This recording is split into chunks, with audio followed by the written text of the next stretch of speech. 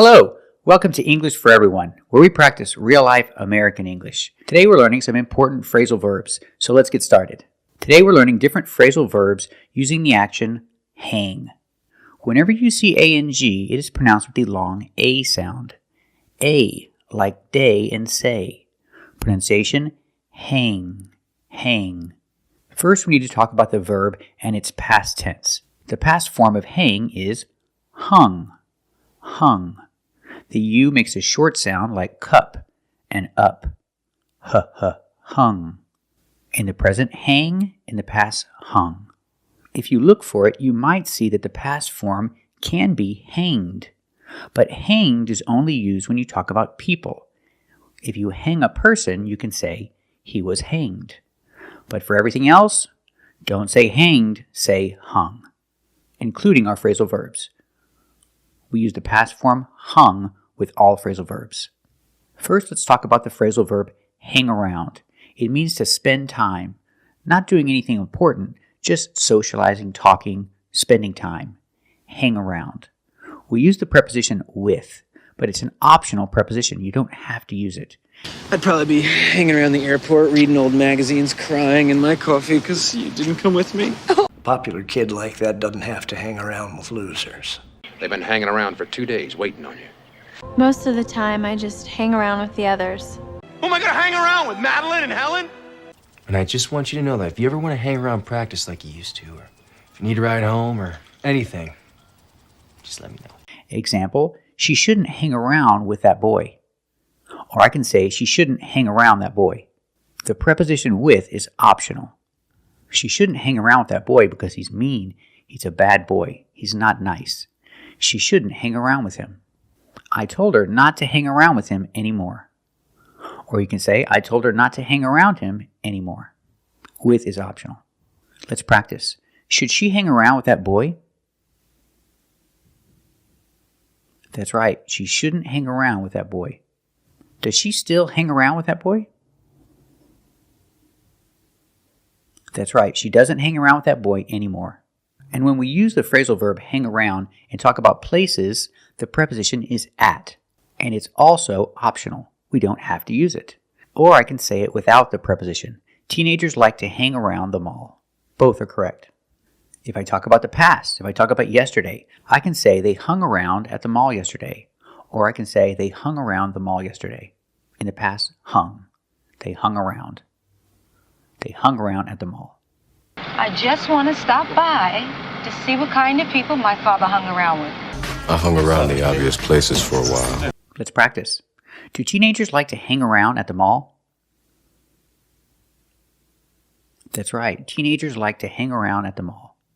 Or without the preposition, do teenagers like to hang around the mall? That's right. Teenagers like to hang around the mall. Let's practice in the past. Did they hang around at the mall yesterday? That's right. They hung around at the mall yesterday. Now let's talk about the phrasal verb hang out. Hang out means about the same thing as hang around. Spend time, not doing anything important, socializing, talking, hanging out, spending time. But with this phrasal verb, we have to use the prepositions.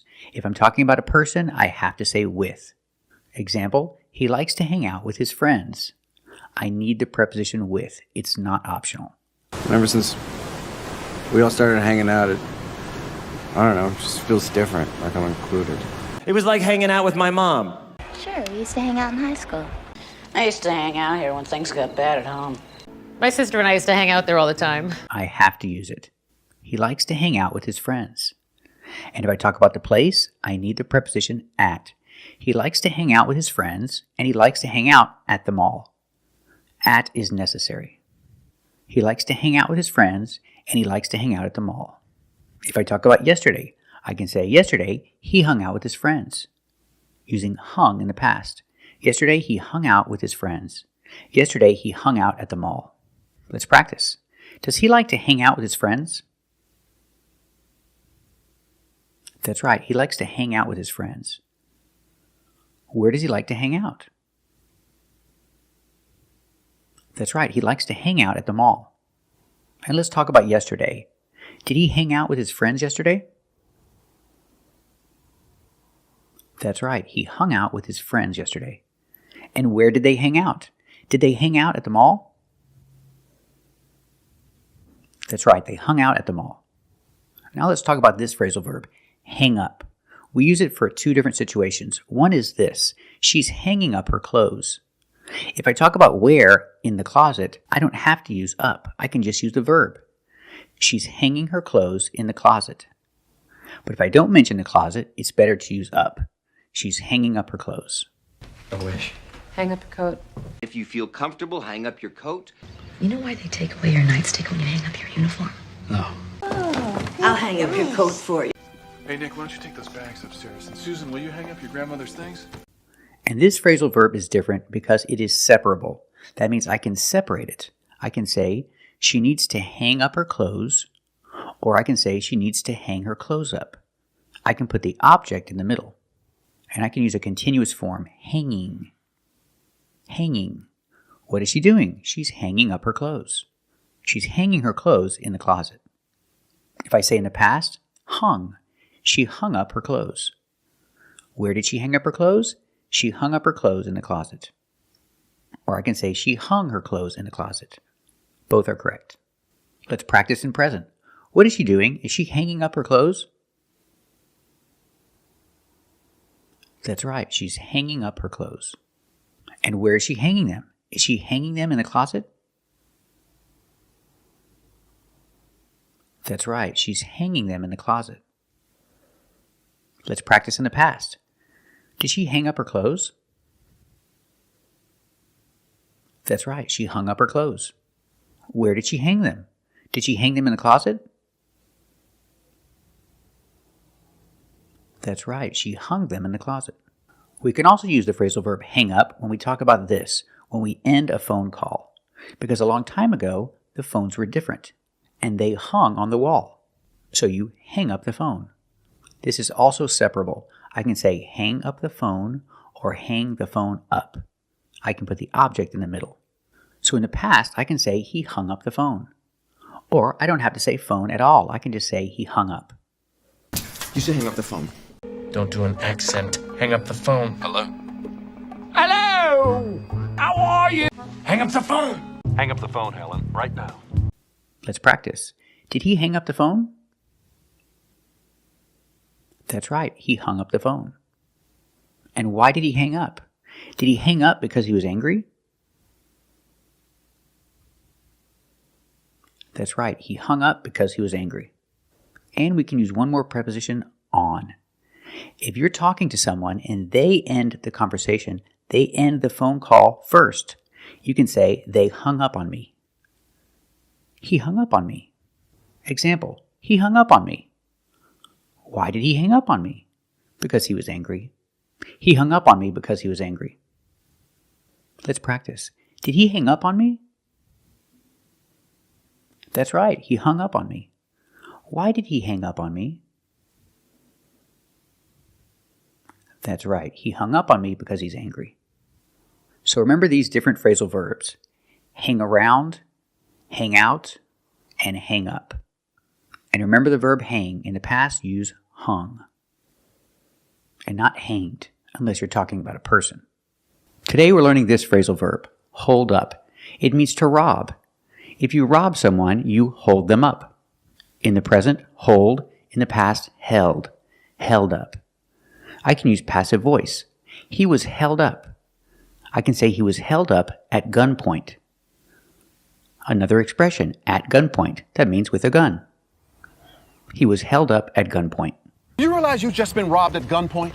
But the young lady's entitled to her opinion, and nobody should be attacking her for that, much less holding her at gunpoint. He held me at gunpoint with a loaded gun. Or you can hold up a bank. If I'm talking about right now, I can say he's holding up the bank. He's holding up the bank at gunpoint. Or I can use passive voice. The bank is being held up right now in this moment. The bank is being held up. But usually you hear this in the past, on the news. The bank was held up. The bank was held up at gunpoint. She is ready to swear that you weren't the ones in the woodpecker suits when the bank was held up. You could hold up a bank with that thing all by yourself. appears 3 men held up a coffee shop. A few nights ago, a friend of mine was wearing a necklace made of it. And she was held up. So you can use this phrasal verb to talk about people or places. A person, he was held up. Or a bank, the bank was held up at gunpoint. Let's practice. Was he held up at gunpoint? That's right, he was held up at gunpoint. And what about the bank? Was the bank held up at gunpoint? That's right, the bank was held up at gunpoint. It was robbed by someone with a gun. It was held up at gunpoint. We're learning this phrasal verb, gear up. Pronunciation, use the hard g sound like go and gas. Gear. Gear up. The phrasal verb gear up comes from the noun gear. Gear is not countable. It means equipment, the things you need to do what you're going to do. Example, if you're going fishing, you need some fishing gear. That's all the things you need to go fishing. It's your gear. You need to go buy some fishing gear at the store if you want to go fishing. He has a lot of fishing gear. Let's practice. Does he have a lot of fishing gear? That's right, he has a lot of fishing gear. Now let's look at the phrasal verb. Gear up can mean to get all your gear. It's used especially in military situations. When the officer talks to the soldiers, he says, everybody gear up. It means get your gear. All the things you need to be a soldier. Your gun, your water, all your things. Get your gear, or you can say gear up. Let's hear some examples. Gear up. It's time. You heard him, gear up. We need to shut this shooter down. Understood? Gear up. Gear up. Fall in. You can also say, we need to get you geared up. The same idea. We need to get all your gear. We need to get you geared up. Let's hear some examples. Let's get you geared up. I'm gonna get you all geared up. Oh, come on. Let's get you all geared up. Yeah? Yeah. And we need to organize an expedition team. Get geared up. Count me in. Now let's talk about a different meaning of gear up. We can also use gear up to talk about get started, to get prepared for something big. Example, the company is going to release their new product. So they're gearing up for the new product release. They're doing all the preparations. They're getting ready. They're gearing up. They're gearing up for the product release. Let's hear some examples. They just got a pen up 54th and head home to gear up for tonight.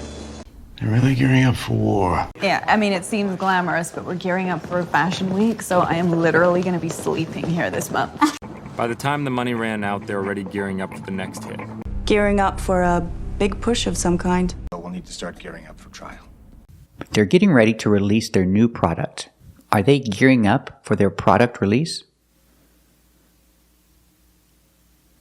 That's right, they're gearing up for their product release. So remember the noun gear. It's all the stuff you need, all the things. And the two meanings of gear up. It can mean get your gear, get your equipment, or it can mean prepare, get ready for something big. The verb is hunker down. It means to stay in one place. It means to stay in one place for some time.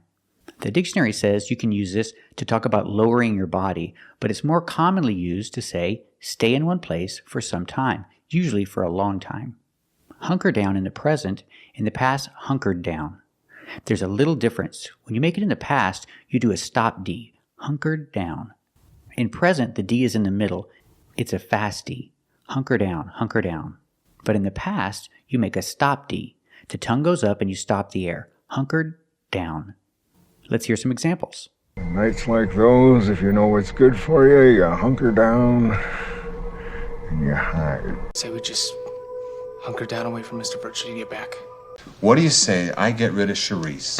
No, the three of us hunker down here with a bottle of wine and shoot some pool. See, if you surprise them in the river, they just hunker down in the water there and get pneumonia. You know, just to hunker down and bang out that story, but... Example, I remember when the pandemic started, they said on the news that everybody needs to hunker down for a few weeks. That means stay at home. Stay in one place for a while. Another example, we had a bad storm last week, so the news said that we needed to hunker down. So we did. We hunkered down until the storm passed. Pronunciation, we hunkered down.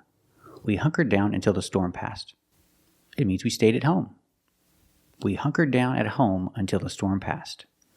It means we stayed home. Let's practice. When the pandemic started, did you hunker down at home for a few weeks? That's right. When the pandemic first started, I hunkered down at home for a few weeks. And what are you supposed to do when a big storm is coming? Are you supposed to hunker down at home until the storm passes? That's right. If a big storm is coming, you're supposed to hunker down at home until the storm passes. Stay at home and don't go outside. Today we're going to learn an important phrasal verb, so let's get started. Today we're learning this phrasal verb, freak out. Freak out is similar to panic, but it's a little different. We use panic when there's an emergency, but you can use freak out when you go a little crazy. For example, my wife freaks out if she sees a snake. I'm okay with snakes, but I freak out if I see a dead rat or a dead mouse. I freak out. I go a little crazy. Let's hear some examples.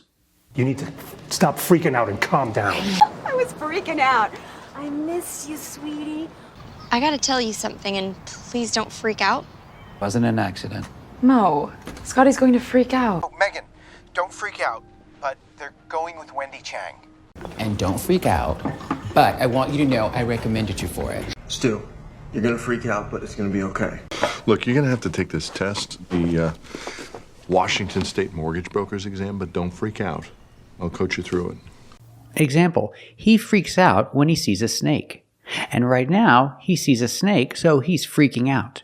We can use the phrasal verb in a continuous form because it's right now. He's freaking out because he sees a snake. Let's practice. Is he freaking out? That's right, he's freaking out. Why is he freaking out? That's right, he's freaking out because he sees a snake. Pronunciation, you can say freaking or freakin'. Freaking out or freaking out. Both pronunciations are good. Also, this phrasal verb is separable. If I use a pronoun, I have to put the pronoun in the middle. Example, if you tell me something that makes me go a little crazy, I can say, you're freaking me out right now. The pronoun me has to go in the middle because it's separable. You're freaking me out right now. Okay, you're freaking me out right now. You're gonna need a compass to find your way back to my place. Hello? You're freaking me out here. Sweetie, you're freaking me out right now. You're freaking me out here, okay? Come on, man, you're freaking me out. Actually, you're freaking me out. You're freaking me out. You're freaking me out, brother. So remember, the phrasal verb freak out is similar to panic, but it's a little different. It's not only for emergencies. It's anytime you go a little crazy.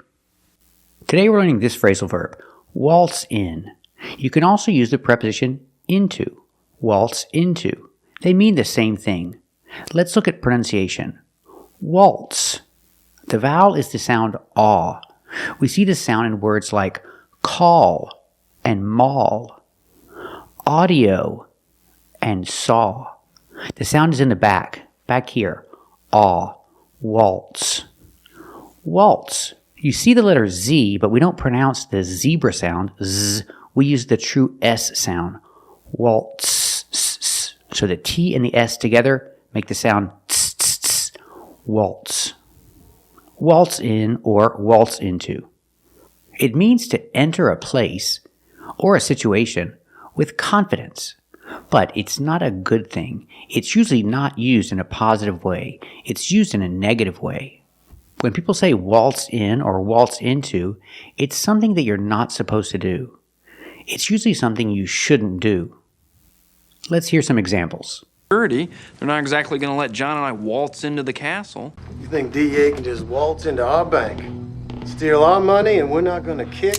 You just waltz in here and take the food off my plate.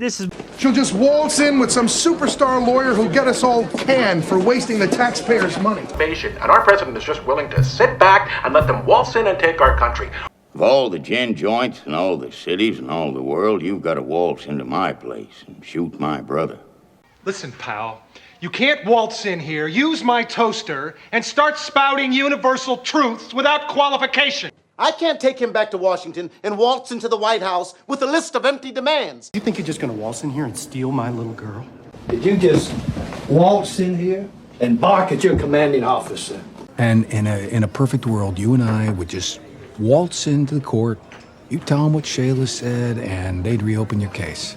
Example, can you just waltz into a bank and ask for money? No, you cannot. You can't just waltz into a bank and ask for money. You have to fill out forms. You have to show your ID. You have to apply for a loan. You can't just waltz in and ask for money. They won't give it to you. Let's practice. Can you just waltz into a bank and ask for money? That's right. You can't just waltz into a bank and ask for money. They won't give it to you. Now, if I use here or there, I cannot use waltz into. I have to say waltz in. Waltz in here, waltz in there. I cannot say waltz into here or waltz into there. I have to use in this case. So, you can't just waltz in there and ask for money. They won't give it to you. Let's practice. Can you just waltz in there and ask for money? That's right. You can't just waltz in there and ask for money. They won't give it to you. So remember the phrasal verb, waltz in or waltz into. Remember, the Z is not pronounced like a Z, it's pronounced like an S. Waltz. Waltz in or waltz into. It means to enter a place or a situation with confidence, but usually in a bad way, when you're not supposed to. Thank you for watching, and if you like this video, subscribe to our channel. And if you want to become a member, click the join button. And we'll see you next time.